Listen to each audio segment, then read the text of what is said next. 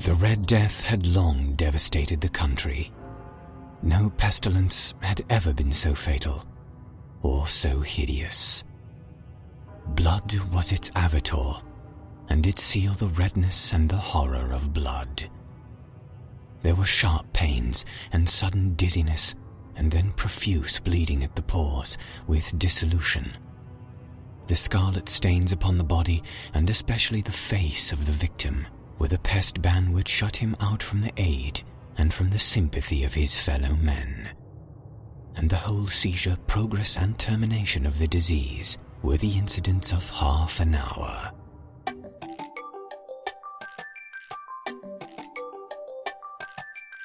Hello, my name is Michael, and I obsess. I come across something that grabs me and I consume until I can't take anymore, and then I'm on to the next. Some obsessions last a week, others a lifetime.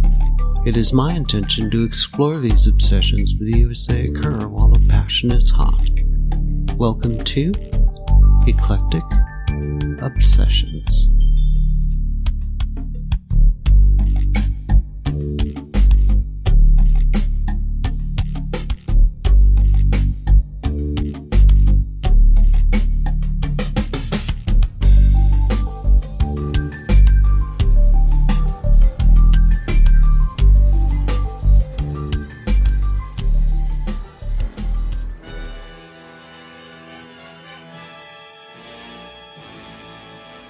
Edgar Allan Poe was the first writer that captured my imagination. I have no recollection as to when I first became aware of his work. It's just always been a part of my life. We will be exploring the Masque of the Red Death on this episode of Eclectic Obsessions.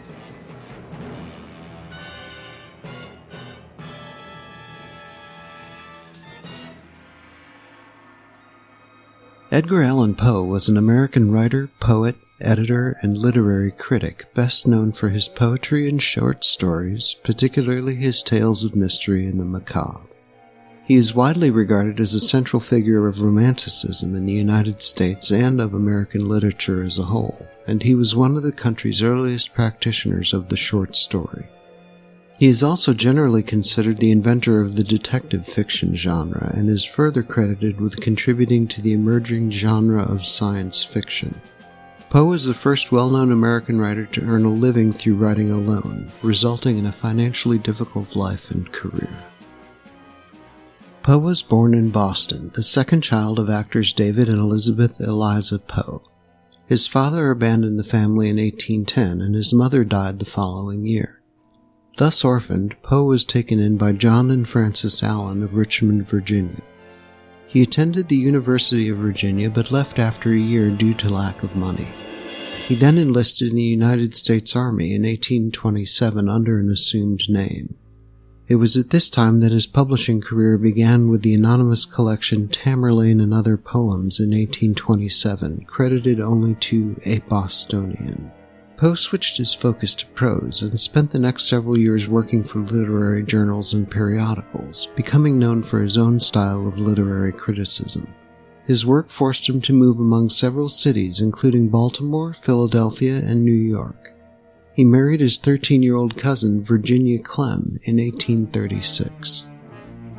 Poe's novel, The Narrative of Arthur Gordon Pym of Nantucket, was published and widely reviewed in 1838. In the summer of 1839, Poe became assistant editor of Burton's Gentleman's Magazine. He published numerous articles, stories, and reviews, enhancing his reputation as a trenchant critic which he had established at the Messenger. Also in 1839, the collection Tales of the Grotesque and Arabesque was published in 2 volumes, though he made little money from it and received mixed reviews. Poe left Burton's after about a year and found a position as a writer and co-editor at the then very successful monthly Graham's Magazine. One evening in January 1842, Virginia showed the first signs of consumption, now known as tuberculosis, while singing and playing the piano, which Poe described as breaking a blood vessel in her throat. She only partially recovered, and Poe began to drink more heavily under the stress of her illness. He returned to New York, where he worked briefly at the Evening Mirror before becoming editor of the Broadway Journal and later its owner. On January 29, 1845, his poem The Raven appeared in the Evening Mirror and became a popular sensation. It made Poe a household name almost instantly, though he was paid only $9 for its publication. Virginia died on January 30, 1847. Biographers and critics often suggest that Poe's frequent theme of death of a beautiful woman stems from the repeated loss of women throughout his life, including his wife. Poe was increasingly unstable after his wife's death. He attempted to court poet Sarah Helen Whitman, who lived in Providence, Rhode Island. Their engagement failed, purportedly because of Poe's drinking and erratic behavior. Poe then returned to Richmond and resumed a relationship with his childhood sweetheart, Sarah Elmira Royster. On October 3, 1849, Poe was found delirious on the streets of Baltimore, in great distress and in need of immediate assistance, according to Joseph W. Walker, who found him. He was taken to the Washington Medical College, where he died on Sunday, October 7, 1849, at 5 o'clock in the morning. Poe was not coherent long enough to explain how he came to be in his dire condition, and was wearing clothes that were not his own. He is said to have repeatedly called out the name Reynolds on the night before his death, though it is unclear to whom he was referring. Some sources say that Poe's final words were, "Lord, help my poor soul." All medical records have been lost, including Poe's death certificate. Newspapers at the time reported Poe's death as congestion of the brain or cerebral inflammation, common euphemisms for death from disreputable causes such as alcoholism. The actual cause of death remains a mystery. Poe and his works influenced literature around the world, as well as specialized fields such as cosmology and cryptography. He and his work appear throughout popular culture in literature, music, films, and television. A number of his homes are dedicated museums today. The Mystery Writers of America present an annual award known as the Edgar Award for distinguished work in the mystery genre.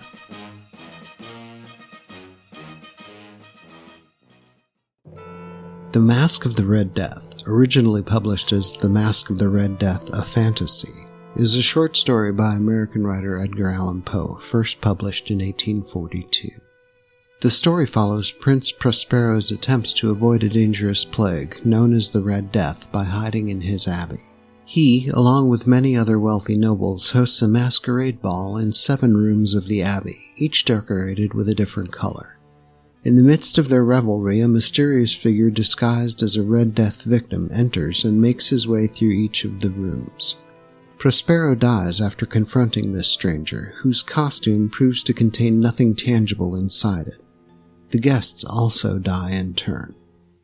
Poe's story follows many traditions of Gothic fiction and is often analyzed as an allegory about the inevitability of death, though some critics advise against an allegorical reading.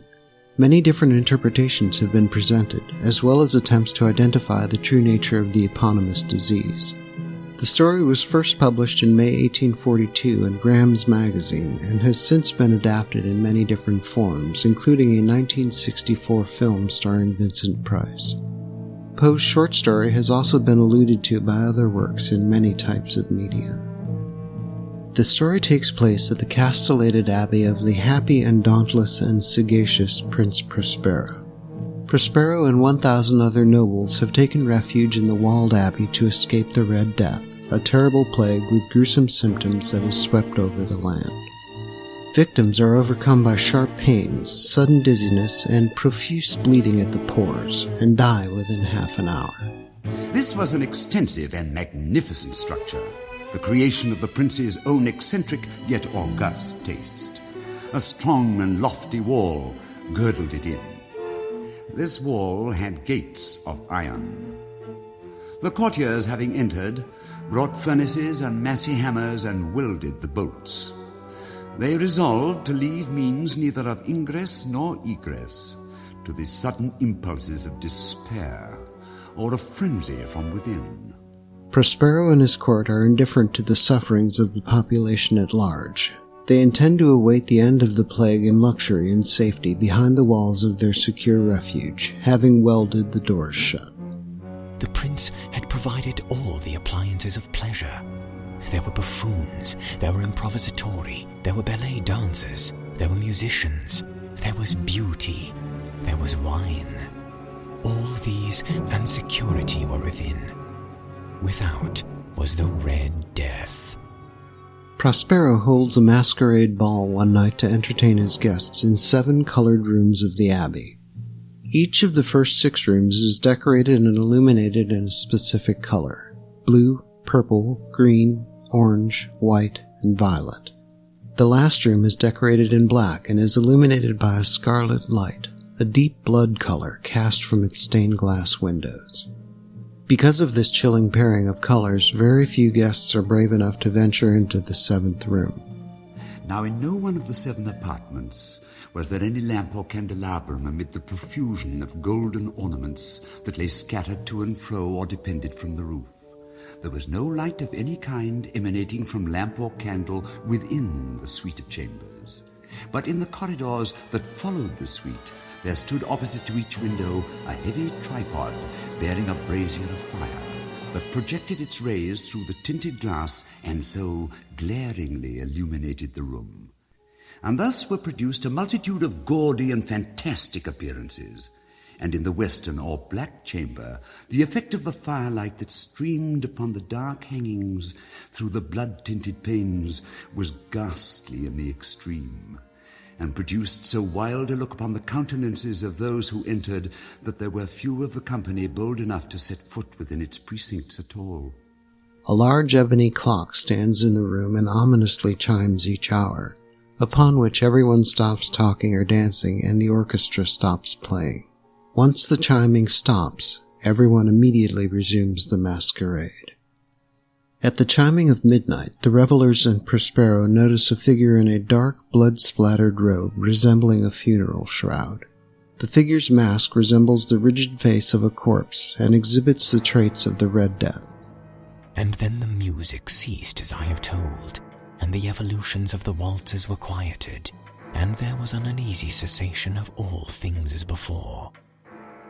But now there were 12 strokes to be sounded by the bell of the clock, and thus it happened, perhaps, that more of thought crept, with more of time, into the meditations of the thoughtful among those who revelled.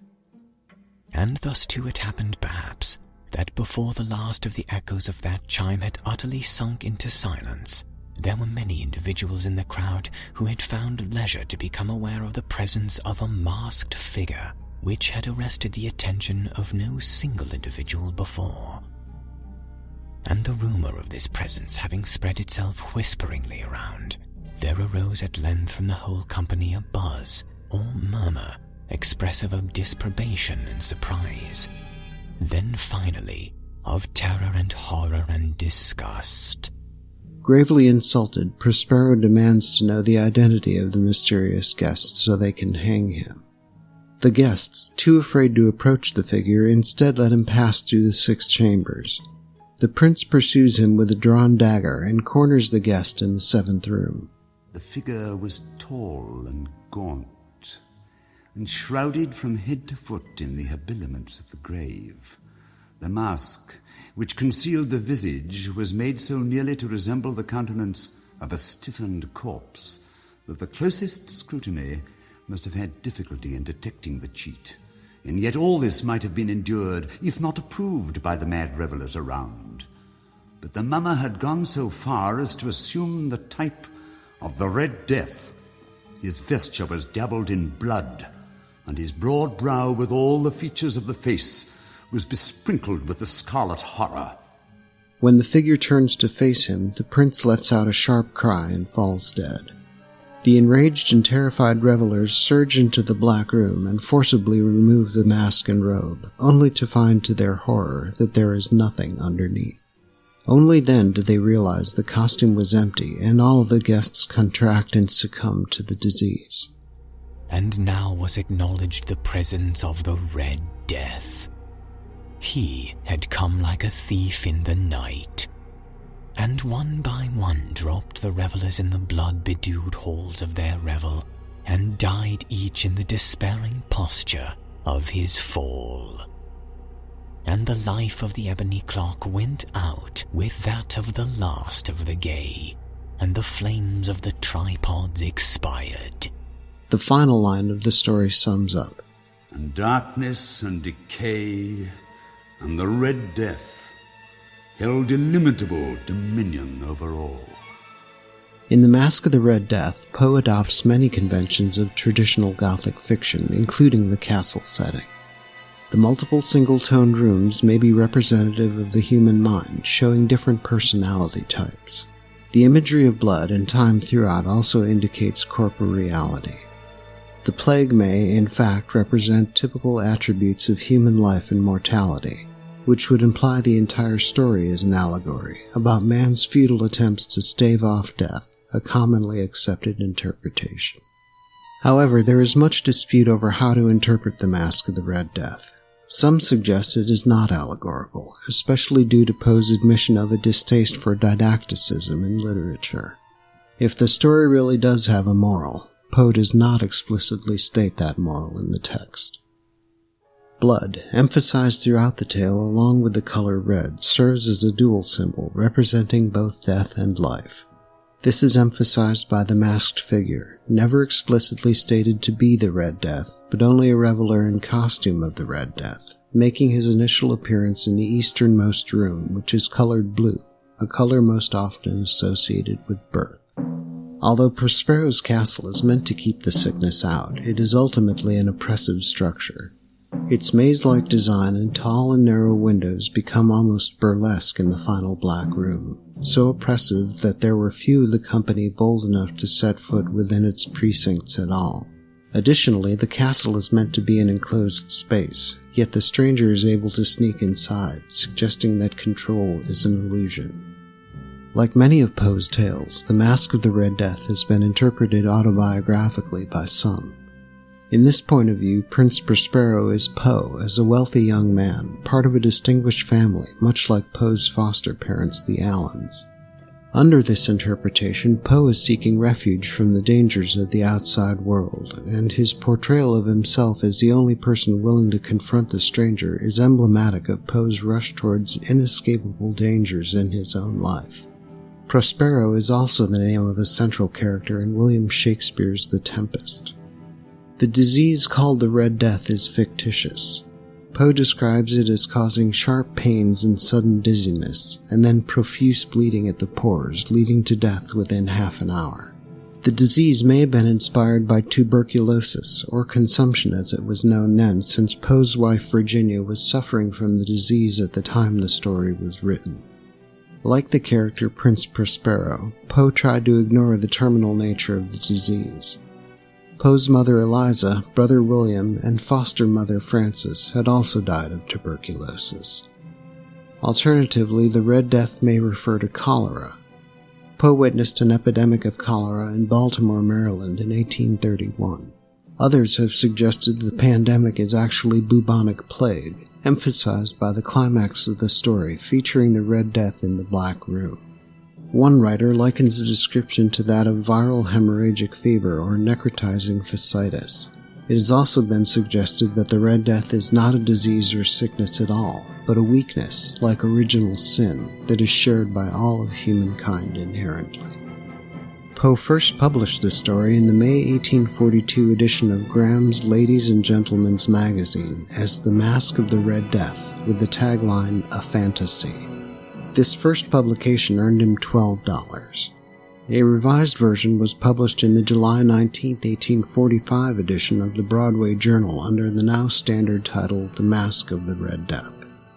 The original title emphasized the figure at the end of the story. The new title puts emphasis on the masquerade ball. Poe's best works stand just outside of time. They read as old, but translate well to successive eras. If you are not familiar with his stories, I hope this has sparked your interest and you will read him for yourself. I have been obsessed with him for years. Thank you for listening to Eclectic Obsessions. If you like what you've heard, please download past episodes and subscribe on iTunes for future releases. You can follow the show on Facebook at Eclectic Obsessions, on Twitter at Eclectic Obsess1, on Instagram at Eclectic Obsessions Podcast, and on YouTube at Eclectic Obsessions. I'd love to hear what you think. Feel free to email the show at ecobpod@gmail.com. We'll be back in 1 month's time with a new Eclectic Obsession.